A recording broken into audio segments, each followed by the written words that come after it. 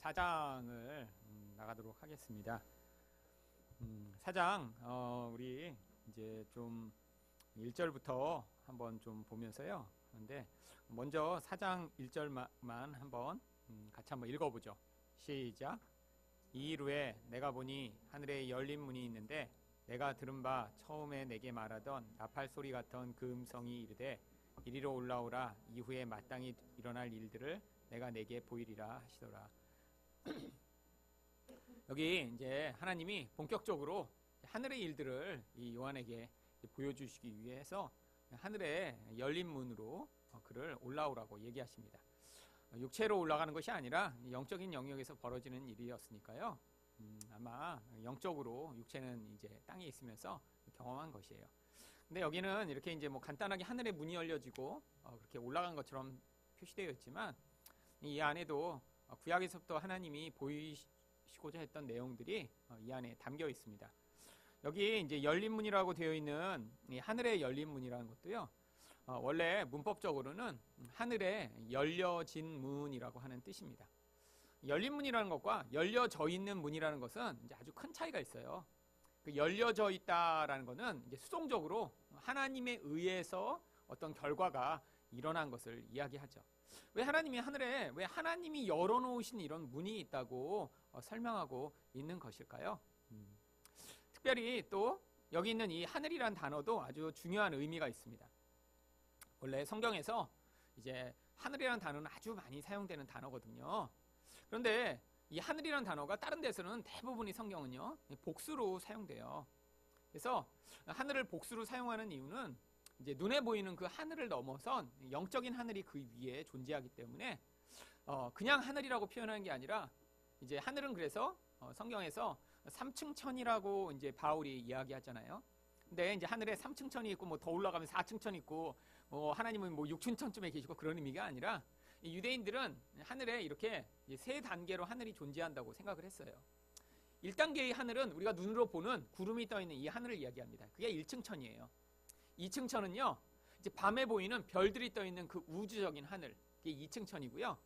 눈으로는 2층 천까지는 보이는데 바울이 얘기했던 내가 3층 천에 다녀왔다는 그 3층 천은 그 너머에 있는 하나님이 나라를 이야기할 때 3층 천이라고 생각을 하는 것입니다.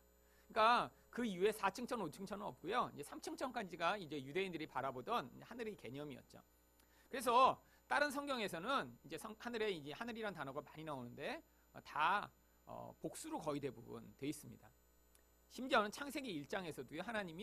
하나님이 태초에 천지를 창조하시니라 이렇게 돼 있잖아요. 근데 영어로만 한번 보시더라도요. 한번 지금 보죠. 창세기 1장 1절에 보시면요. 영어를 같이 볼까요? 태초에 하나님이 천지를 창조하시니라 되어 있는데요. 영어로 보세요. In the beginning, 처음에 God created the heavens. 보세요. 자, 뭐 어려운 단어가 아니니까 그냥 heaven을 창조하신 게 아니라 heavens, s, 복수죠. 그러니까 이때부터 이미 하나님이 이렇게 우주까지 포함한 그리고 그 넘어선 더 하나님의 나라까지 포함한 그 개념을 성경에 담아놓은 거예요. 그런데 이 아까 봤던 요한계시록에서는요. 다른 데서는 다 복수로 사용되는 하늘이 갑자기 단수로 사용됩니다. 요한계시록 4장 1절 보죠. 여기 보세요. 여기도 이제 영어가 나오는데 요쯤에 나옵니다. heaven이 standing open in heaven. 자, 여기서 이 heaven은 그래서 이 하나님 나라로 가는 영역에서의 하늘을 얘기하는 거기 때문에 여기서는 복수의 개념이 아니라 단수로 그냥 써놓은 거예요. 영어로는 그냥 여기에 standing open이라고 이렇게 되어 있지만 이제 이걸 수동태로 사용돼서 하나님이 어떤 일들을 행하셨을 때 이렇게 하늘을 이렇게 써놓은 것입니다. 그런데 왜 여기서 이 하늘이 이렇게 하나님이 이미 열어놓으신 것이라고 표현을 하냐면 이 하늘 개념이 이제 이전에 나왔던 어떤 개념을 계속해서 반복해서 표현하는 것이기 때문입니다. 한번 찾아보죠. 창세기 28장 17절에 이제 하늘이 나옵니다. 자, 한번 같이 읽어보겠습니다. 시작. 이에 두려워하여 이르되 두렵고다 이곳이요 이것은 다름 아닌 하나님의 집이요 이는 하늘의 문이로다 하고.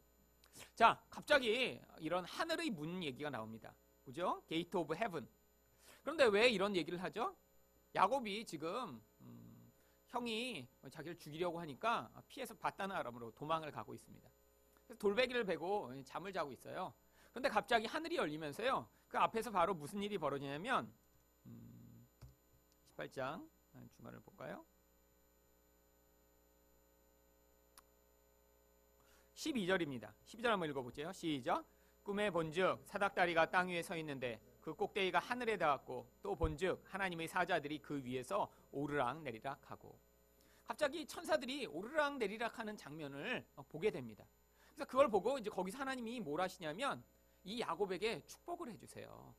결국 하나님과 인간 사이가 이렇게 지금 문이 열려서 왔다 갔다 하는 통로가 생긴 것을 보고 거기서 하나님의 복이 내려지는 것을 보고 여기서 이것이 하늘의 문이다라고 선포한 것입니다. 성경에서 이 하늘의 문은요, 하나님과 인간이 관계를 맺을 수 있는 바로 그 통로를 얘기하는 것이고요. 그 통로를 통해 무엇이 부어지냐면 하늘의 복이 부어지는 통로입니다. 그래서 이게 이제 어디에 또 나오냐면요, 시편 말씀을 한번 보죠. 시편 78편 23절과 24절입니다.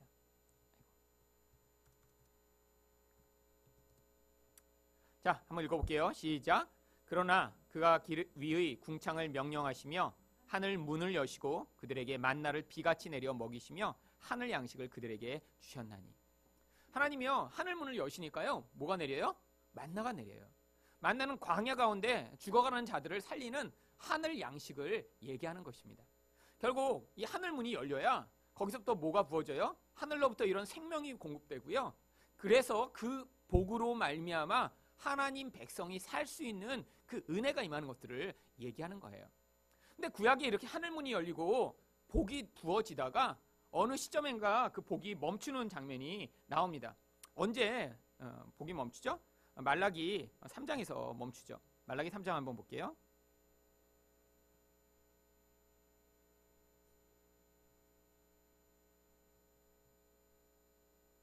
10절입니다. 한번 같이 읽어보죠. 시작. 만군의 여호와가 이르노라 너희 온전한 11조를 창고에 들여 나의 집에 양식이 있게 하고 그것으로 나를 시험하여 내가 하늘문을 열고 너희에게 복을 쌓을 것이 없도록 붙지 아니하나 보라. 하나님이 이제 11조를 온전히 내면 이제 하늘문을 다시 여시겠대요. 지금 상황은 어떠냐면 이스라엘 백성들이 굉장히 여러 가지로 궁핍하고 어려운 상황 가운데 처했습니다. 그런데 그렇게 된 근원적인 원인이 뭐라는 거예요? 사실 이 말라기는 전체의 맥락에서 봐야 되는 맥락이거든요.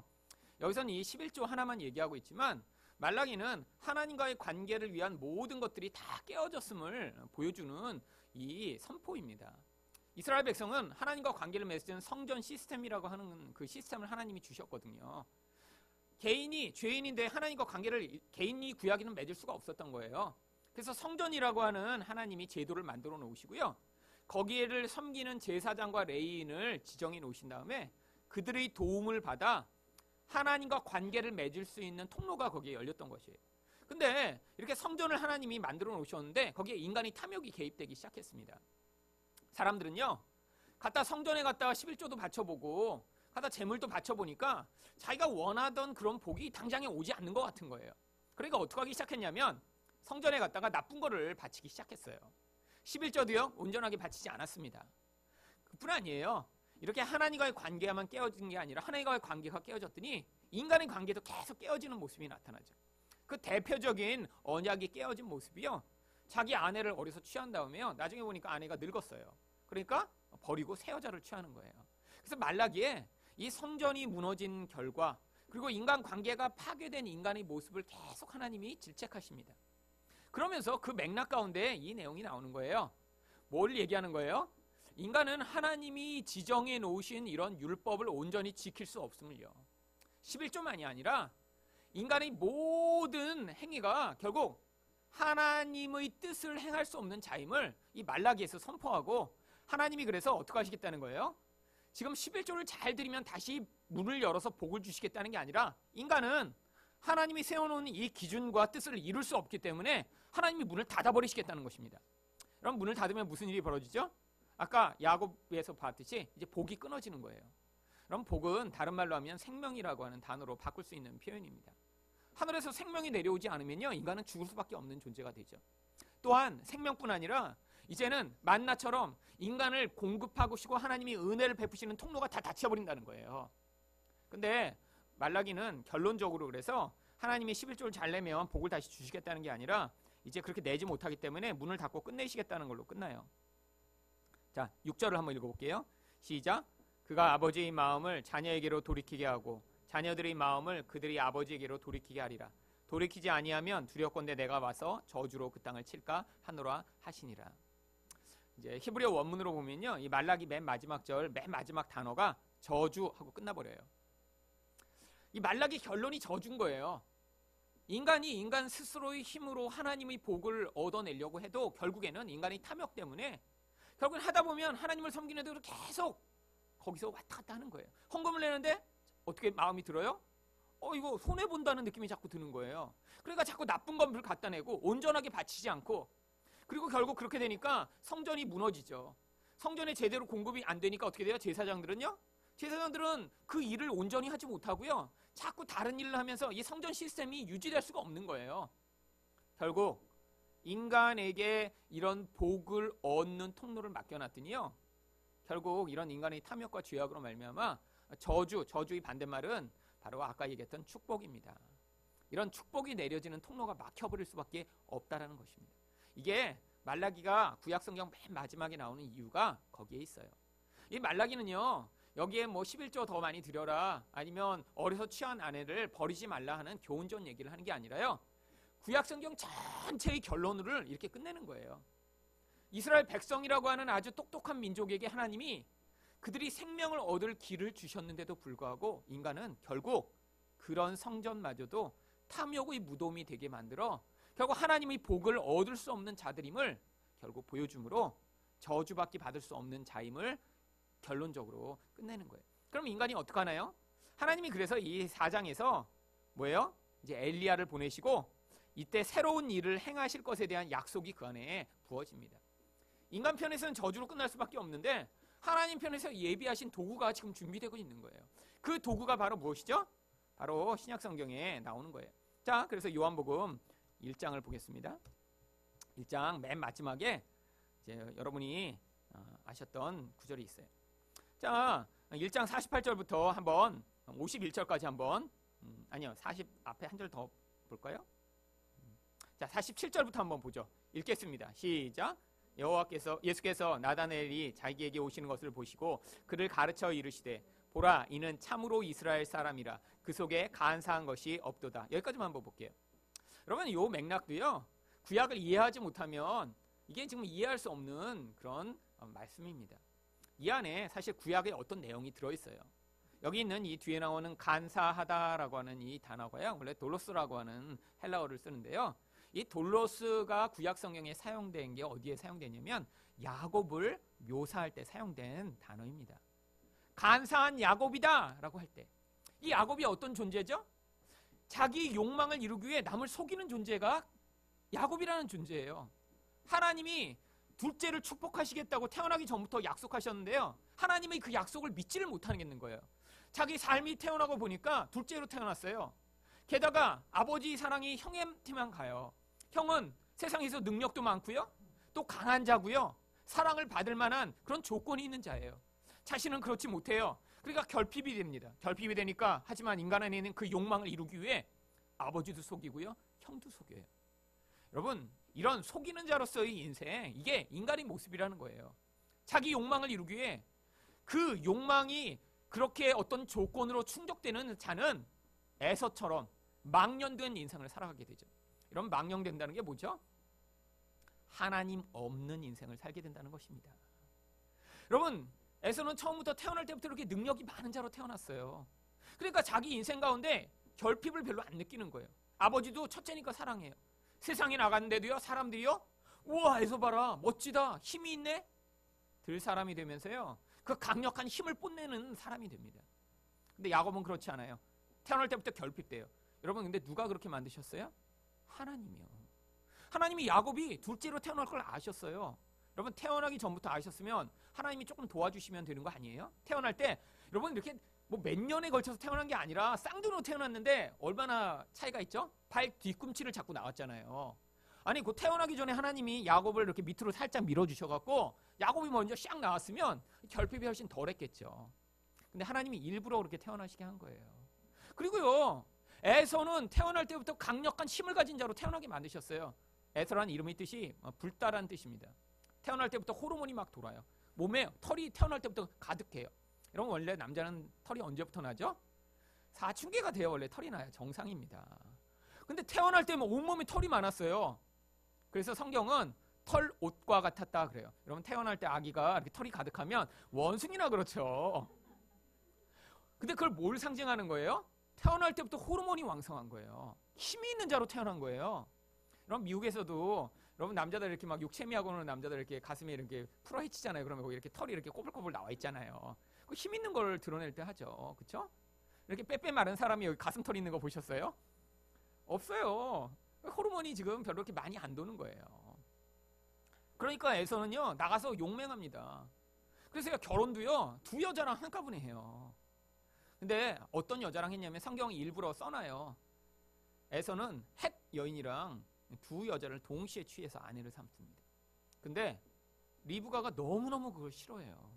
아니 왜 그 얘기를 써놨죠? 여러분 이 헷이라고 하는 단어가요 영어로는 히타이트를 번역한 거예요. 북쪽에 있던 히타이트 민족이 이 가나안 지역까지 와서 거기서 정착을 했는데 이 히타이트는 뭘로 유명하냐면요 남자건 여자건 아주 용맹하고 무서운 걸로 유명한 사람들이에요. 여자들이요 온몸에 문신을 했어요. 여러분 조폭들이 왜 문신을 하죠?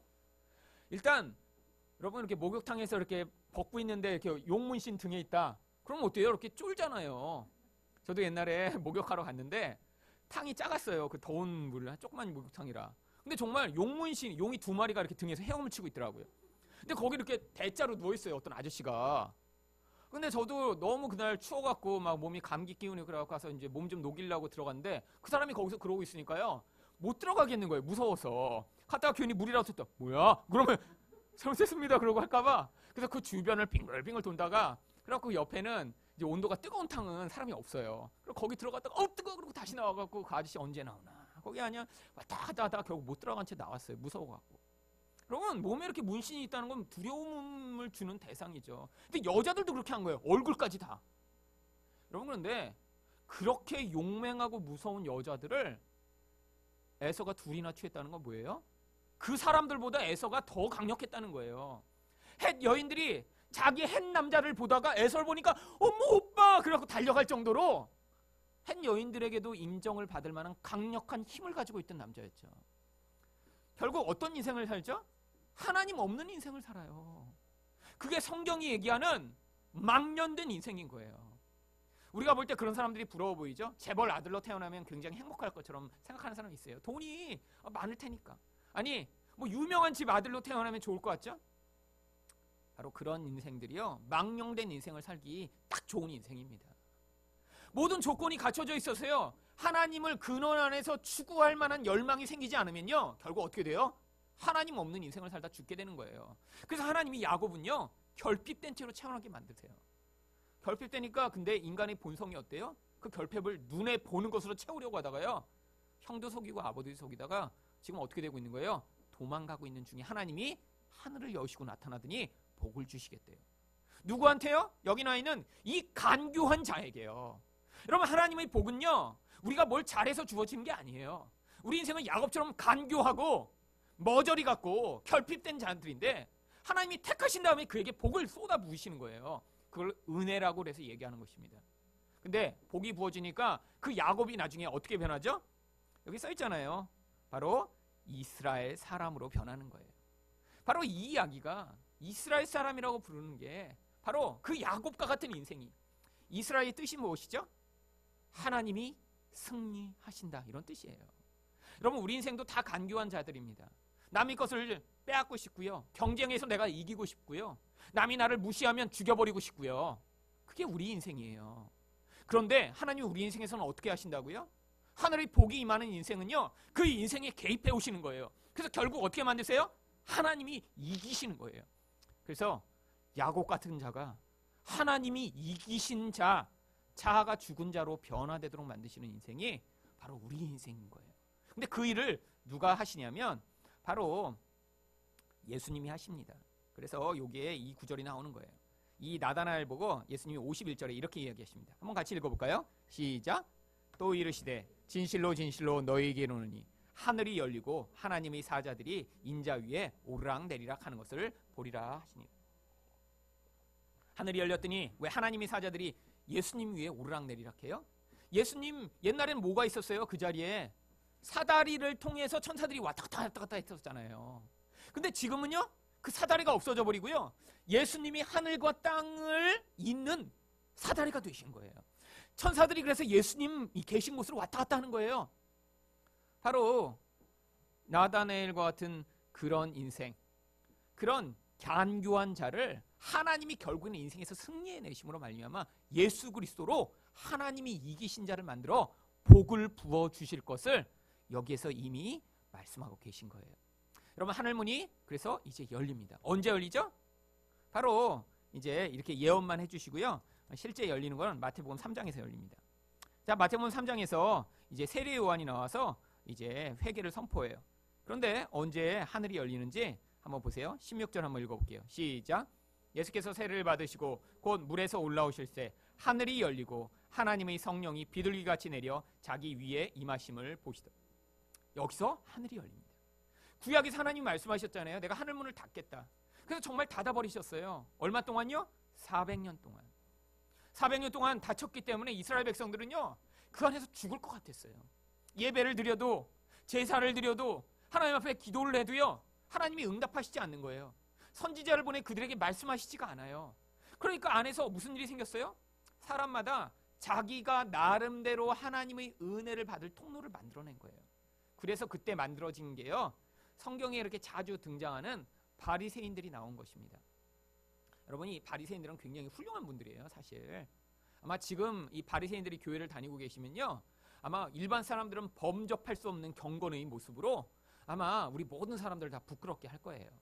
아마 지금 여기 바리새인들이 다니시고 계시면 일단 교회에 있는 모든 종류의 예배는 한 번도 빠지면 안 돼요. 이런 분들은 새벽 기도부터 금요 예배, 수요 예배, 화요 성경 공부, 뭐 없으면 월요 뭐 기도회까지 만들어 한 번도 이분들은 빠지면 안 돼. 일단 그런 게 있으면, 그렇죠? 예배에 늦는다, 이런 건 있을 수가 없어요. 이 바리새인들한테. 왜죠? 이 바리새인들은요, 자기가 철저하게 하나님이 명령하신 율법을 지키면 지킬수록 이 막혀버린 문이 열려서 복이 다시 부어진다고 생각했으니까요. 일주일에 이틀씩 금식을 했습니다. 여러분, 이거 쉽지 않은 거예요. 여러분, 이틀씩 매주 그렇게 금식을 할 수 있겠어요? 여러분, 얼마나 철저하게 11조를 드렸는지요? 뭐 자기가 버는 수입만 11조를 드린 게 아니라 자기가 소금 치는 거, 후추 뿌리는 것도 10분의 1씩은 떼어냈어요. 여러분, 그런 분 계세요? 여러분, 지금 바리새인이 계시면 여기서 이제 국이 짜네, 국이 싱겁네, 그래서 이렇게 소금 뿌리다가 10분의 1은 떼어내서 바로 하나님께 바치는 소금으로 모아놓으셔야 돼요. 자, 이걸 이제 본받아서 이제 한국교회 옛날에 뭘 했죠? 성민을 했죠. 뭐 마음은 시작은 다 좋은 마음에서 시작됩니다. 근데 이게 이제 문제가 나중에 이제 문제가 발생하죠. 그 열심히 하다 보면 열심히 하는 사람들은 하는 사람이 있어요. 근데 그 열심히 하는 것에 너무 집착하는 거죠. 열심히 하다가 남을 그래서 미워하는 거죠. 이 바리새인들이 그렇게 된 거예요. 하늘에서 복이 부어지지 않으니까요, 나름대로 열심히 추구한 것입니다. 어떤 무리가 또 나타났죠? 사두개인들입니다. 사두개인들은요, 원래는 제사장들이에요. 근데 이 사독 무리로부터 시작된 제사장들도요, 이 예배를 우리가 좀 더 잘 드려보자, 제사를 좀 더 철저하게 드려보자, 그래서 이들이 사두개인이란 무리를 만들어냈는데, 이들도 어떻게 됐어요?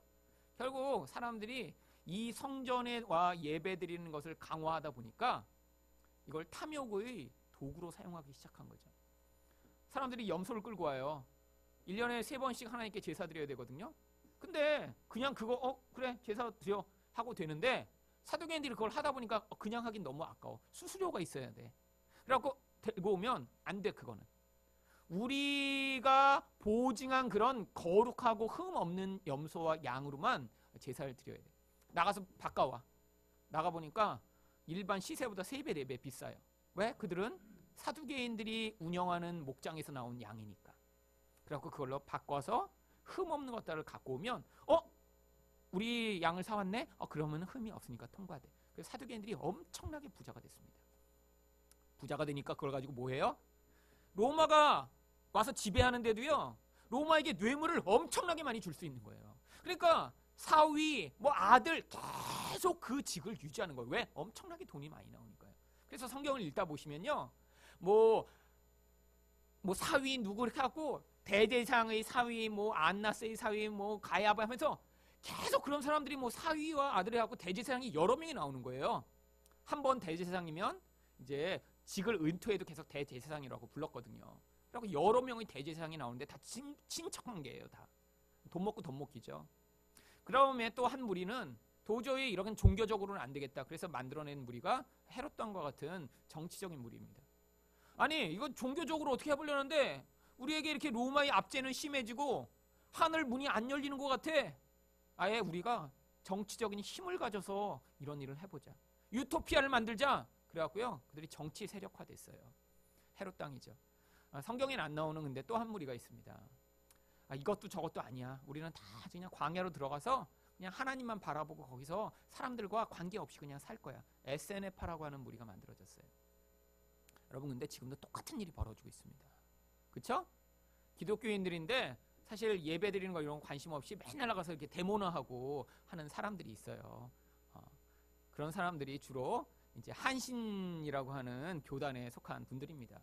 요번에 그 한신에서 어떤 분이 이제 그 학교에서 예배 드리다가 기도하면서 민중의 이름으로 기도합니다. 아멘 했다가 그게 논란이 벌어졌더라고요. 그래갖고 예수님 이름으로 기도해야지 왜 민중의 이름으로 기도하냐고 그러고 싸우고 난리가 났대요. 그러니까 결국 본질을 잃어버린 거죠. 이 성경에 나오는 게 민중을 해방하는 민중신학이지 무슨 뭐 예수님을 잘 믿고 그런 게 있냐. 그래갖고 한신분들은 제가 이제 옛날에 만난 적이 있거든요. 이분들은 뒤풀이를 주로 술집에 가서 합니다. 목사님들이. 그러니까 이게 완전히 섞여버린 거예요. 이 종교와 이 민중신학이. 그리고 또 어떤 무리는 교회 안에서 교회만 완전히 해야지. 이렇게 해갖고 세상을 완전히 떨어져 갖고 그 안에서 하고자 하는 무리들도 있죠. 또 막 기도원에만 가서 이제 거기서 세상과 이렇게 완전히 단절해서 그 안에서 하나님의 은혜를 구해야 된다고 생각하는 그런 무리들도 있고요. 여러분 근데 성경은요 그런 걸로 복이 오는 게 아니라 예수님을 통해서만 복이 와요.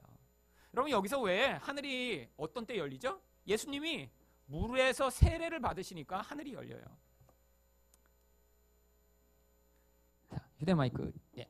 자, 왜 예수님이 물에 들어가셨냐면 보세요. 물은 구약에서 항상 뭐를 상징하죠? 심판을 상징합니다. 그래서 우리가 지금 주일 예배 시간에 보고 있듯이요. 노아의 홍수가 바로 이 물의 심판을 보여주는 거예요. 물로 더러운 것들이 다 덮여지고 이제 그런 옛 창조가 다 소멸되는 과정. 근데 예수님이요 물속에 들어가세요. 자, 예수님이 물속에 들어가시니까 사실 심판을 받은 거예요. 근데 누구만 물속에 들어가냐면요 원래 죄인들만 물속에 들어가요. 그래서 이 세례를 뭐라고 불렀냐면 회개의 세례라고 부른 거예요. 세례긴 세례인데 실제로 세례를 받은 자는 뭐한 자예요? 회개가 필요한 자예요. 근데 누구만 회개할 수 있어요? 죄인만 회개할 수 있어요. 그래서 죄인들이 와서 세례를 받음으로 회개했음을 인정을 받은 거예요. 누구는 절대로 그러니까 세례를 안 받았어요? 바리새인들. 나는 죄인 아닌데 왜 세례를 받아야 돼? 근데 누가 와서 세례를 받았어요? 예수님도 받으셨지만 그 창기들, 그러니까 공식적인 죄인들은 와서 받은 거예요. 공식적으로 사람들 앞에서 세례를 받으면서 내가 죄인임을 그들은 알았어요. 그러니까 다른 구원의 수단이 없었죠. 여기 와서 세례를 받고 구원받고자 한 거예요. 근데 예수님이 와서 세례를 받으셨어요. 예수님이 뭐 되신 거예요? 죄인의 자리에 서신 거예요. 근데 물에 들어갔다가 거기 쭉 계신 게 아니라 다시 올라오십니다. 올라왔더니 그때 하늘이 열려요. 죄인이 그 심판을 받아 죽어야 하나님의 공의가 회복이 되니까 예수님이 들어가서 죽으시면서 예수님은 죄인이 아닌데 죽으셨더니 그때 하늘에서 하나님의 복이 다시 부어질 수 있는 통로가 열린 거예요. 그런데 이때 하늘의 복이 내려지는 것을 성경이 성령이 비둘기같이 내려왔다 그렇게 이야기합니다. 왜 하필 비둘기처럼 성령이 내려오죠? 자, 성령이 비둘기처럼 생기셨나요 원래? 여러분 이게 구약의 어떤 그림을 여기에서 지금 잠시 보여주고 있는 거예요. 구약에 비둘기가 나오는 것을 한번 찾아보죠.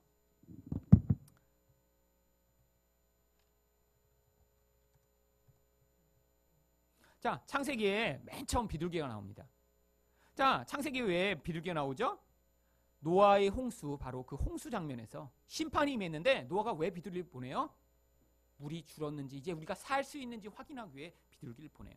8장 11절 한번 읽어보죠. 시작. 저녁 때 비둘기가 그에게 돌아왔는데 그 잎에 감람나무 새 잎사귀가 있는지라 이에 노아가 땅에 물이 줄어든 줄을 알았으며. 그럼 비둘기가 바로 생명의 상징인 거예요. 이제 심판을 받아 다 죽어버렸는데 비둘기가 나갔다 오더니 그 생명의 상징을 가지고 오면서 이제 다시 생명이 시작됐음을 보여주고 있어요. 자, 물에 들어가 죽었는데 이제 다시 생명이 시작됨을 보여주는 거예요. 그래서 비둘기가 내리면서요, 이제 이 죽음의 물 속에 들어갔던 예수님이 다시 물 위로 올라오실 때 하늘로부터 이제 하늘 문이 열리고 생명이 다시 부어지기 시작했음을 보여주는 것입니다. 예수님이 물에 들어가서 받으신 이 세례는 결국 뭐를 예표하는 것이죠? 예수님의 십자가 죽음을 예표하는 거예요. 십자가에서 예수님이 달려서 죽으셨잖아요. 똑같은 거예요. 물속에 들어가 죽으신 거랑. 우리 죄를 대신해서 예수님이 십자가에 달리시고 나니까 어떻게 돼요? 그때 하나님이 하늘문을 닫아버리시죠.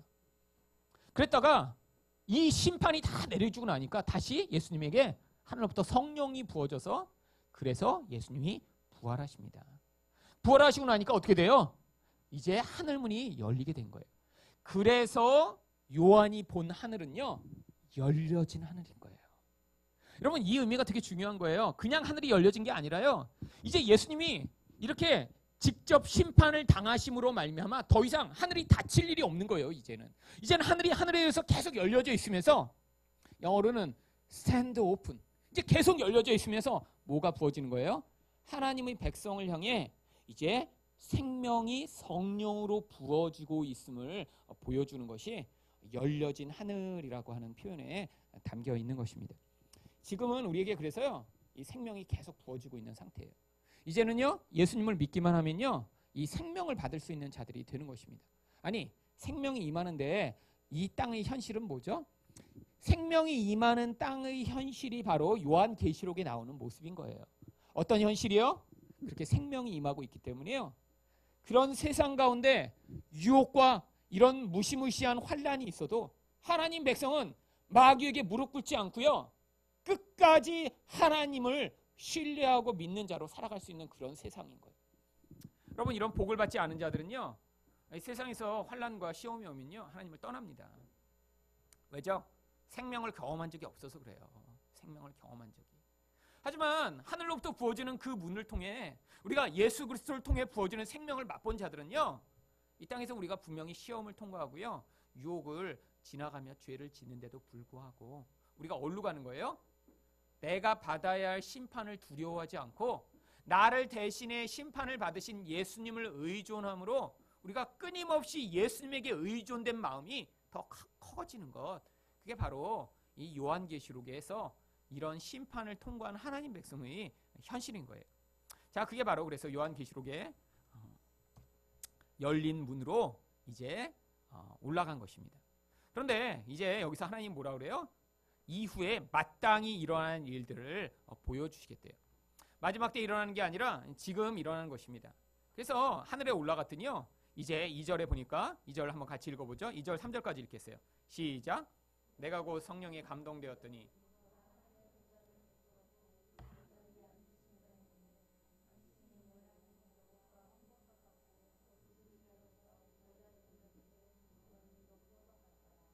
네, 하나님이 앉으셨는데요, 보좌에 앉으셨대요.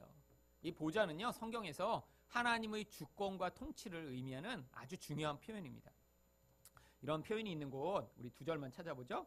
이사야 6장 1절을 한번 볼게요. 시작. 우시야 왕이 죽던 해에 내가 본즉 주께서 높이 들린 보좌에 앉으셨는데 그의 옷자락은 성전에 가득하였고. 여러분, 이사야가 이제 환상을 봅니다. 그런데 여기 이제 우시야 왕이 죽던 해에 환상을 보는 이유는요, 이 우시야 왕이 당시에 아주 성군이었어요. 그래갖고 이 우시야 왕 때 이 이스라엘이 나라도 많이 회복하고요, 나라가 아주 부요해지고요, 이제까지 있던 많은 문제들이 회복되는 아주 좋은 시절이었습니다. 근데 이 우시야가 죽고 나니까 무슨 일이 벌어져요? 이 요한이 두려워진 거예요. 아니, 이 이사야가 앞으로 우리나라가 어떻게 될까? 왜냐하면 이전에 하도 나쁜 왕들이 계속 많이 나타났거든요. 그러니까 이 왕 하나가 좋은 왕이 와서 이렇게 통치하면 이 나라가 백성들도 정말 잘 살게 되는데 불안해진 거죠. 근데 그때 하나님이 나타나신 거예요. 하나님이 어떻게 나타나세요? 높이 들린 보좌에 앉으세요.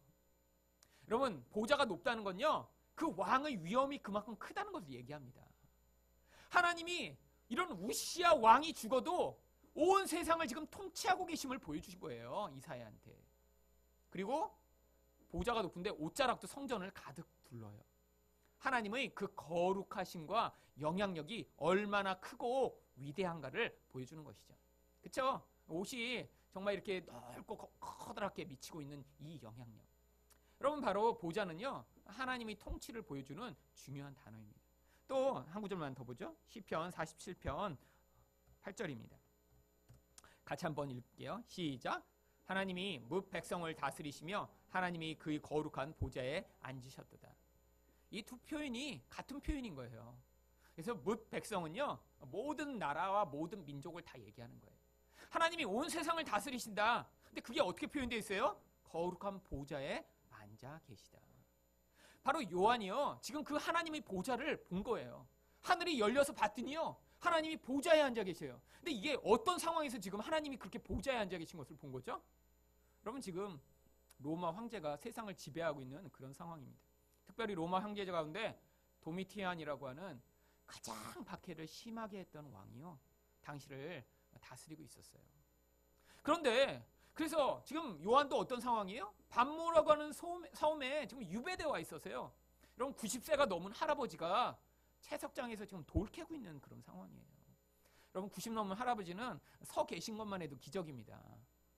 사실 제가 미국에 있을 때 이 방지일 목사님 이제 올해 돌아가셨잖아요. 104세로 돌아가셨어요, 올해. 이 일제 그때부터 선교사 하시고 뭐 영등포 교회 원로 목사, 이제 담임 목사 하셨다가 원로 목사 하셨는데 이제 하여튼 오래 사셨어요. 근데 100세 됐을 때 저희 학교에 이제 그 설교하러 오셨었거든요. 미국까지. 1년에 한 4, 5개월은 이제 미국과 이런 데를 이제 집회를 다니셨어요. 102세, 103세 되실 때도. 근데 이제 누가 그분을 모시고 왔냐면 영등포 교회 2대 원로 목사님이 그분을 모시고 왔어요. 얼마나 오래 사셨는지 그 다음 온 사람이 원로 목사가 될 때까지 계속 살고 계셔서 이제는 원로 목사가 그분을 모시고 다녀야 되는 거예요. 근데 평소에는 이렇게 휠체어에 다니십니다. 그러니까 여러분, 100세 된 분이요. 그래서 100세 된 분이 그래서 앉아서 설교하실 줄 알았어요. 근데 신학생들이 다 충격 먹었습니다. 서서 설교를 하시는 거예요. 근데 물론 이 손을 안 잡으면 쓰러지십니다. 그래갖고 이런 강대상을 놓고 거기다 손으로 힘을 잡고 이렇게 하고 서서 설교를 하시는데 자기 평생 한 번도 앉아서 설교해 보신 적 없대요. 그래서 그때 큰 충격을 받았죠. 그분이 그냥 서 계신 것만 해도 이 신학생들한테 그냥 엄청난 도전이며 감동이었어요. 그래갖고 제가 그 신학교 다닐 때 제일 큰 감동이 그분이 와서 설교하신 거 본 거. 무슨 내용인지 기억은 안 나는데 와서 그 100세 된 할아버지가 서 계신 것만으로도 큰 감동과 은혜를 받았죠. 여러분, 근데 우리 지금 요한도 거의 비슷한 급이거든요, 지금. 그런데 지금 채석장에 끌려가서 지금 돌 캐고 있어요. 여러분, 바로 죽이지 않고 일부러 이렇게 만든 거예요, 도미티안이요. 왜? 이 요한이 지금 마지막까지 살아남은 유일한 예수님의 제자예요. 그러니까 사람들이 이 요한을 숭배하고 이 요한을 높이고 있습니다. 근데 죽여버리면 어떻게 돼요? 순교자가 되는 거 아니에요. 그러니까요, 그 할아버지를 채석장에 해서 돌 캐고 돌 아르는 일을 시킴으로 말미암아 사람들을 정말 예수 믿는 자가 이렇게 비참한 삶을 살게 됨을 사람들한테 눈으로 보여주고자 한 거죠. 근데 그 자리에서 하나님이 어떠세요? 나타나시더니 보좌에 앉아 계시대요. 하나님이 온 세상을 통치하신대요. 하나님이 왕이시래요. 뭐로 믿으라는 거예요? 우리 믿음의 눈을 가지고 그걸 바라보라는 거예요. 하나님이 상황을 바꿔주시는 게 아니에요. 아니, 그런 능력이 많으신 분이면 와서 도미티안 그냥 모가지를 잘라버리시고 이렇게 예수님을 믿던 그 제자를 높여주셔야 되는데 하나님은 돌 캐는 자리에서 오히려 그 돌 캐던 그 자리에서도 요동하지 않는 하나님의 사람의 모습으로 그가 서도록 만드신 거예요. 여러분, 이게 하나님이 지금도 세상을 통치하시는 방법입니다. 그래서요, 상황이 변하지 않아도요, 하나님 백성은 그 상황 가운데 믿음의 눈을 가지고 있기 때문에 그 상황에서 두려워하거나 굴복하지 않는 사람들이 나타나는 거예요. 그래서 죽여도 거꾸러지지 않는 사람들이 나타나는 거예요. 예수 그리스도가 다냐? 그래 다다! 하면 죽을 수 있는 사람들이 이렇게 하늘의 영광과 하나님이 통치하심을 믿는 사람 가운데 나타나는 거예요. 여러분, 눈에 보이는 세상의 힘으로 하나님의 백성들이 믿음을 얻게 되지 않습니다. 여러분, 그런 것들이 힘이라면 세상에서 정말 돈 많은 사람들이 정말 힘이 있어야죠. 자기 능력으로 살아가는 사람들이 정말 힘이 있어야죠. 아니에요. 세상에 그렇게 힘으로 세상을 통치하려고 했던 사람들은요, 다 실패했습니다. 대표적인 사람이 나폴레옹이죠. 여러분, 얼마나 유럽을 금방 제패했어요. 나중에 죽기 전에 세인트 헬레나에 유배당하면서 그가 무슨 얘기를 했죠? 나는 무력으로 세상을 정복하려고 했는데 실패했다. 그런데 예수 그리스도는 사랑으로 세상을 정복해 지금도 그를 위해 죽고자 하는 무리가 이렇게 많다니. 여러분, 예수 그리스도의 그 영향력, 그게 바로 이렇게 믿음이 있는 사람들을 통해 세상에 확장되는 것입니다. 여러분, 근데 이 보좌가 어떻게 꾸며졌는지 또 요한계시록이 설명해요. 요한계시록 4장 아까 좀 4절 다시 가서 보죠. 3절 볼까요? 근데 그 보좌에 하나님이 앉으셨는데 앉으시는 모양이 벽옥과 홍보석 같고 또 무지개가 있고 또 모양이 녹보석 같대요. 여러분, 이 요한계시록에 보석이 많이 나오는 건요, 이게 이 보석의 그 상징을 통해서 어떤 자질들을 보여주고자 하는 거예요. 여기 나오는 이 벽옥과 홍보석 같은 이런 보석들은요, 하나님의 어떤 영원하고 장구한 속성을 보여주는 그런 보석들입니다. 이게 그래서 이제 색깔도 그렇고 이런 모습을 통해서 그 보석과 같은 아름다운 영광을 하나님이 가지신 분이라는 사실을 보여주기 위해 이렇게 보석으로 묘사하는 거죠. 근데 또 거기에 무지개가 있어요. 여러분, 왜 무지개가 구약 성경에 어디에 나오죠? 노아의 홍수 장면에 또 무지개가 나오잖아요. 이 무지개는 하나님의 언약을 상징하는 것입니다. 자, 무지개를 또 구약에 가서 한번 보죠. 자, 9장 13절 한번 같이 읽어볼게요. 시작. 내가 내 무지개를 구름 속에 두었나니 이것이 나와 세상 사이 언약의 증거니라.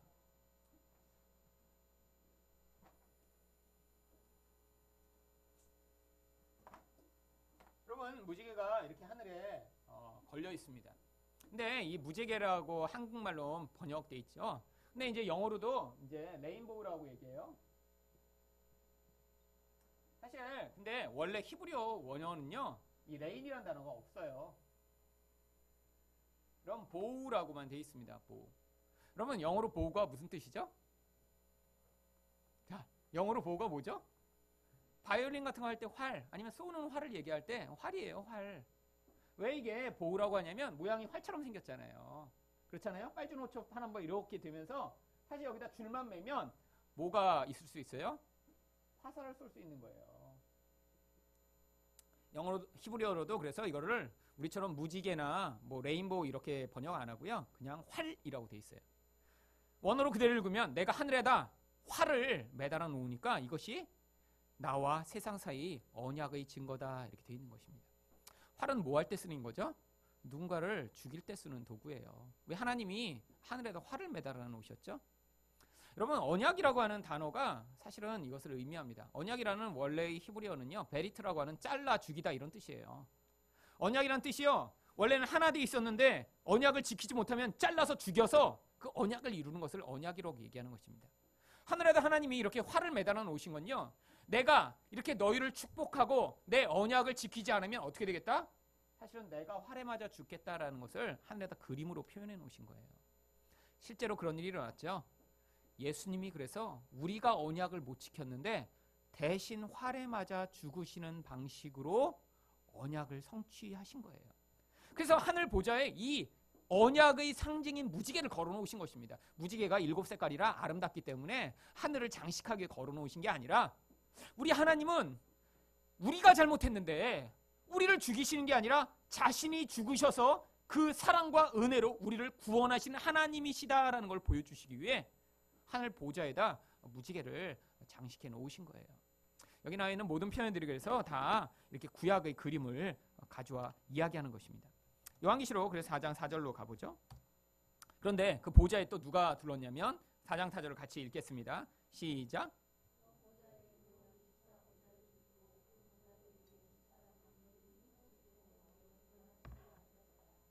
네, 이 보좌들이 두 가지 특징이 있죠. 흰 옷을 입습니다. 흰 옷은 지난번에 설명드렸지만 예수 그리스도로 말미암는 의를 흰 옷이라고 이야기한다고 말씀을 드렸어요. 결국 예수를 믿는 자들이 12명이 아니라 24명이죠. 이 24은 뭐를 상징한다고요? 구약의 모든 교회는 12, 신약의 모든 교회인 12. 그래서 24장로가 신구약의 모든 교회가 지금 하나님 앞에 금관은 뭐를 상징해요? 왕을 상징하는 거잖아요. 결국 교회는 다 뭐와 같은 존재라는 거예요? 왕이라는 거예요. 그래서 우리를 뭐라고 부르죠? 왕 같은 제사장이라고 부르는 거죠. 바로 이렇게 지금 여기에는요, 하늘에 완성된 교회의 모습을 보여주고 있습니다. 지금 이 땅에서는 어떤 상황이에요? 지금 매맞고, 이 땅에서는 유혹당하고, 이 땅에서는 그런 도미티안 같은 황제에게 죽임을 당하는 그런 상황인데, 그 교회가 안전하다는 거예요. 왜 안전해요? 하늘에서는 이미 영적으로는요, 이렇게 왕과 같은 완전하게 거룩하게 된 모습으로 하나님을 찬양하고 노래하는 모습으로 지금 살고 있기 때문이에요. 여러분, 그래서요, 하나님이요, 이 땅에서 우리가 당하는 이런 고난이나 환난을 면제해 주시거나 피하게 해주시는 방식으로 우리에게 은혜를 베푸시는 것이 아닙니다. 여러분, 상황은 유사한데 하나님이요, 그 상황에서 우리가 믿음으로 그 상황을 이겨낼 수 있는 능력이 얼마나 강력한가를 보여주시는 방식으로 우리에게 하나님의 능력과 은혜를 베풀어 주시는 거예요. 여러분, 그래서요, 교회는 이 땅에서 그런 환난을 지나가게 돼 있어요. 여러분, 유혹을 당하게 돼 있어요. 근데 하나님이 주시는 믿음과 이런 은혜의 능력으로 그것들을 넉넉히 이길 수 있는 자들임을 바라보게 하시는 거죠. 여러분, 근데 이 보좌가 또 어떻게 확장되는지 한번 계속 볼게요. 자, 5절, 6절, 7절까지, 8절까지 같이 읽죠. 이 짐승들이 나오는 장면까지 읽으면 될 것 같아요. 시작. 보좌로부터 번개와 음성과 우레소리가 나고 보좌 앞에 켠 등불 7이 있으니 이는 하나님의 7영이라. 여기만 잠깐 멈추죠. 여러분, 여기 이제 7이라는 단어가 이제 무슨 뜻인지 아시죠? 7이 무슨 뜻이에요? 완전하다. 여기에 하나님의 영이 7이라고 얘기합니다. 여러분, 성령이 7분이라는 거예요? 아니에요. 여러분, 요한계시록을 문자적으로 보는 사람들은 이제 이런 데서 해석이 안 되는 거예요. 하나님의 성령이 완전하시다라는 것을 7영이라고 표현하는 것입니다. 그런데 그렇게 하늘에서 왜 번개와 음성과 우레소리가 나요? 하나님이 심판하시는 분이심을 보여주기 위해서예요. 여러분, 지금 도미티안이 심판하는 것 같고 세상을 다스리는 것 같은데 그렇지 않다라는 거예요. 하나님이 심판하시고 하나님이 다스리신다는 것을 여기 보여주고 있는 거예요. 자, 6절 같이 읽겠습니다. 시작. 보좌 앞에 수정과 같은 유리 바다가 있고 보좌 가운데와 보좌 주위에 네 생물이 있는데 앞뒤에 눈들이 가득하더라. 자, 하늘에 유리 바다가 있습니다. 그런데 바다가 유리라는 게 아니라요, 여러분, 바다는 바다예요. 근데 그 바다가 얼마나 잔잔한지 유리창을 깔아놓은 것처럼 물결이 전혀 안 나는 거예요. 그래서 영어로는요, The sea like crystal, 크리스탈 같은 바다라고 그래요. crystal like sea. 그러니까 바다가 크리스탈을 깔아놓은 것처럼, 유리창을 쫙 깔아놓은 것처럼 전혀 요동함이 없는 거예요. 아니, 바다가 그런 바다가 있나요? 네. 이게 바로 하나님 앞에 있는 바다를 이야기하는 것입니다. 어떤 바다요? 바다는 늘 성경에서 하나님 백성을 위협하고 하나님 백성을 두렵게 하고 하나님 백성을 무너뜨릴 것처럼 위협하는 세상의 영향력을 바다라고 성경이 이야기하고 있어요. 근데 하나님 앞에서는요, 이런 위협하는 세력이 이제 전혀 존재하지 않는 거죠. 그러니까 유리 같은 바다가 있는 거예요. 이제 하나님 백성이 마치 예수님이 그 바다를 밟고 오셔서 제자들을 구원해 내신 것처럼 이제 제자들도, 하나님 백성들도 그 바다 위를 걸어 하나님 앞에 나아갈 수 있는 그런 잔잔한 바다가 된 거예요. 그런데 그 앞에 네 생물이 있어요. 여러분, 하늘에 가면 이 생물을 진짜로 보실 거라고 생각하시면 안 돼요. 이 생물을 보면요, 진짜 무서울 거예요. 앞뒤에 눈이 가득해요. 일단 첫째 생물은 사자예요. 근데 사자 같은 거지 사자는 아니에요. 근데 사자같이 생기긴 했는데 눈이 그냥 가득해요. 제가 또 이렇게 그림을 그리면 시험에 드실까 봐 차라리 안 그리겠습니다. 상상을 해보세요. 여러분, 사자인데 사자가 눈이 2개 있어야 정상이죠. 그렇죠? 근데 그 사자가 막 앞뒤에 다 눈이 있어요. 막. 그런데다가 사자만이 아니에요. 또 또 송아지 같은 게 있는데 또 송아지도 그냥 앞뒤에 눈이 가득해요. 셋째는 얼굴은 사람 같은데 나머지는 어떻게 생겼는지 몰라. 근데 또 눈이 가득해. 그러면 제가 눈 2개여서 이 정도지 여기 하나 더 달려있다고 생각하면 진짜 이상할 거 아니에요.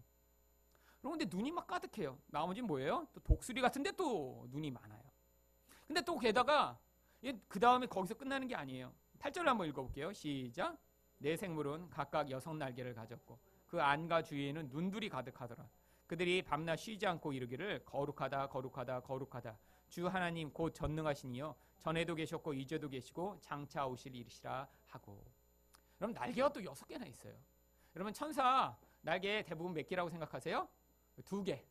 여러분 근데 성경 전체에서 창세기부터 계시록까지 천사가 날개가 있다고 그러면 항상 6개라고밖에 안 돼 있고요. 2개라고 써 있는 적은 한 번도 없습니다. 그럼 왜 우리는 다 2개라고 알고 있죠? 만화를 봐서 그래요.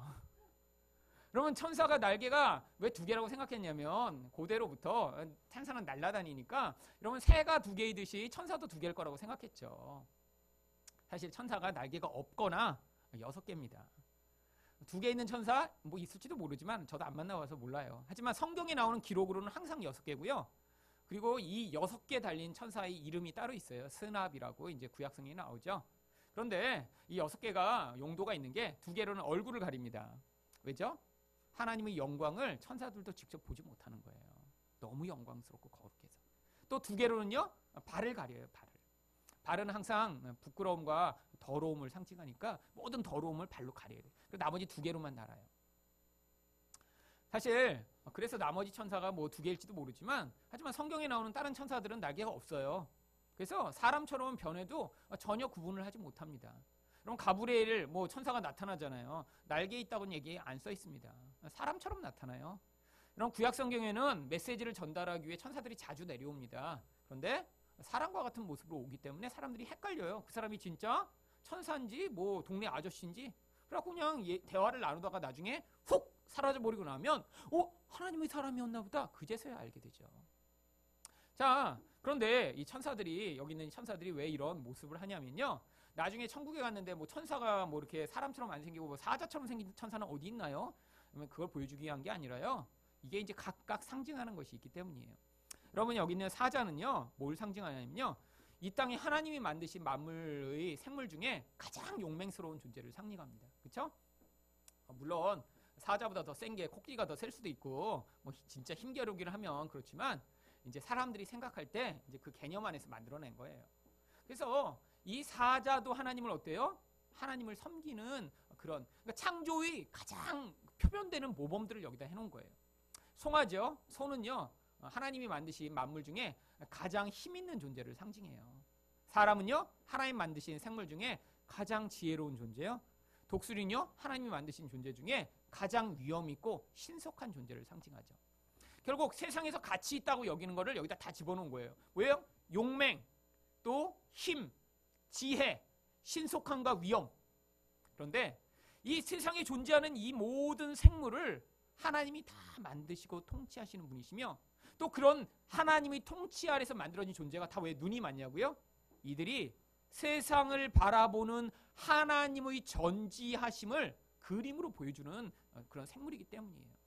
하나님은 영이시기 때문에 하나님이 우리를 어떻게 알고 계시지? 하나님은요 천사를 통해서 알고 계십니다. 그래서요 천사를 통해 우리가 무슨 일을 하고 있는지 그 모든 상황들이 어떻게 되는지 하나님이 보고를 받으세요. 여러분 이 이야기가 사실은 이제 성경에 나오죠. 마태복음에 보면 한번 찾아보죠. 마태복음 18장 10절입니다. 자 이걸 한번 읽어보죠. 같이 시작. 삼가 이 작은 자 중에 하나도 업신여기지 말라. 너희에게 말하노니 그들이 천사들이 하늘에서 하늘에 계신 내 아버지의 얼굴을 항상 배웁느니라. 여러분 예수님이요 이제 작은 자 중에 하나도 업신여기지 말라고 그러세요. 근데 여러분 우리는 업신여길 때가 많죠. 뭔가 좀 잘 못하는 자, 나보다 힘이 없는 자 이제 막 업신여겨요.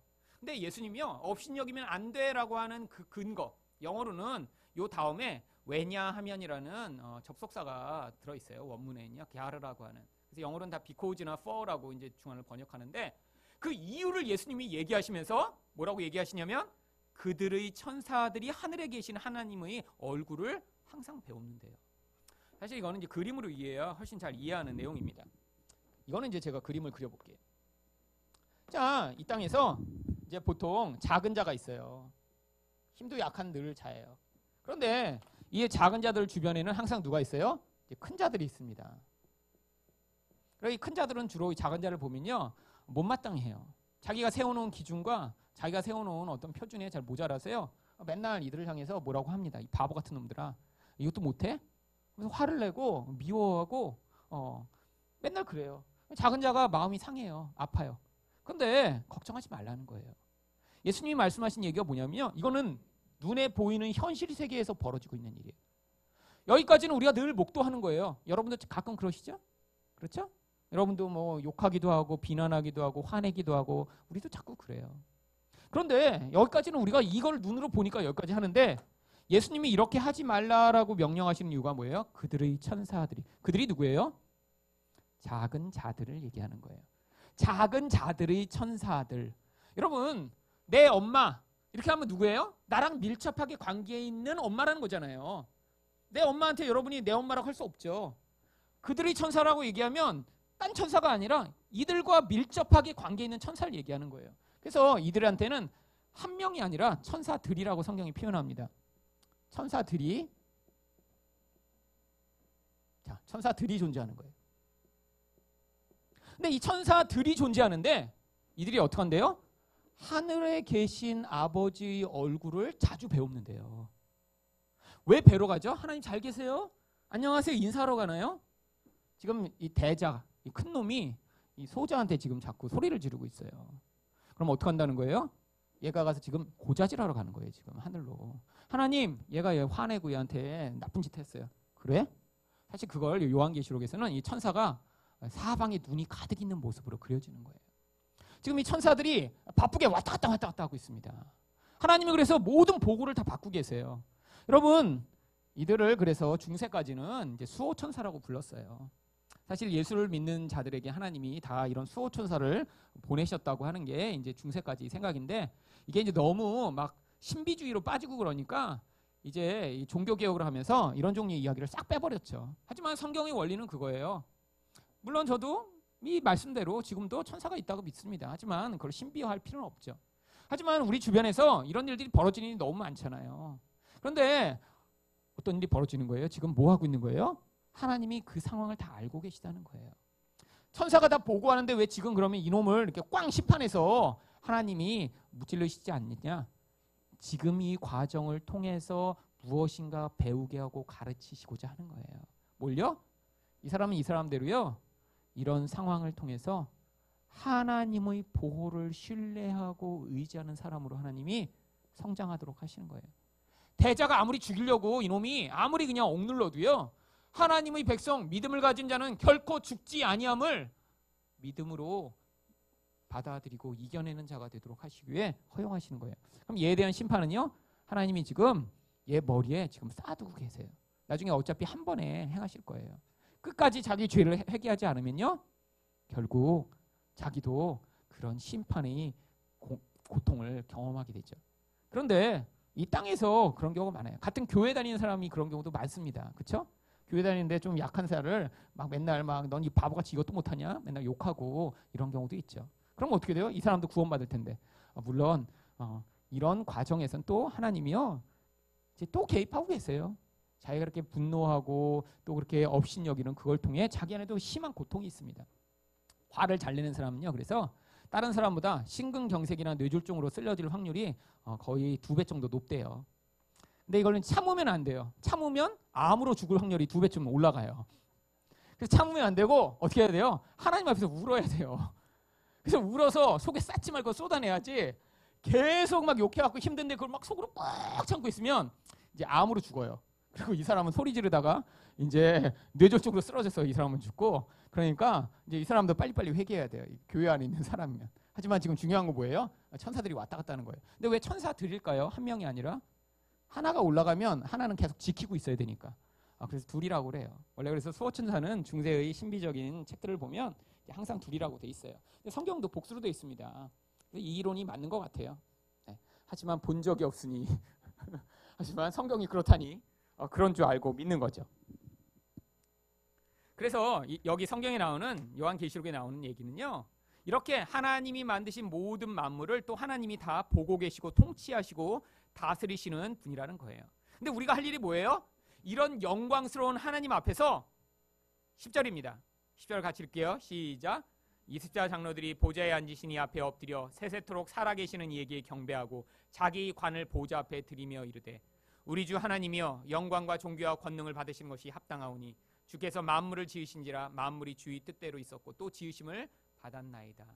이렇게 창조하신 하나님, 온 세상을 통치하신 하나님을 그 면류관을 들어 하나님께 다시 영광을 돌리는 방식으로 예배가 벌어지는 것을 요한계시록 4장이 이야기하는 것입니다. 여러분, 교회는 바로 이런 교회예요. 하나님이 통치하시는 교회고요, 복을 부으시는 교회고요, 하나님이 알고 계신 교회예요. 그러니까 이 땅에서 이런 환난과 어려움과 힘든 과정을 지나가더라도 우리 하나님이 복을 부으시며 우리를 지키고 계시고 우리를 다스리시라는 하나님을 믿음으로 말미암아 그 모든 상황들을 이겨내야 하는 것입니다. 자, 다음 주에 요한계시록 5장을 하고요. 제가 기도하고 마치겠습니다.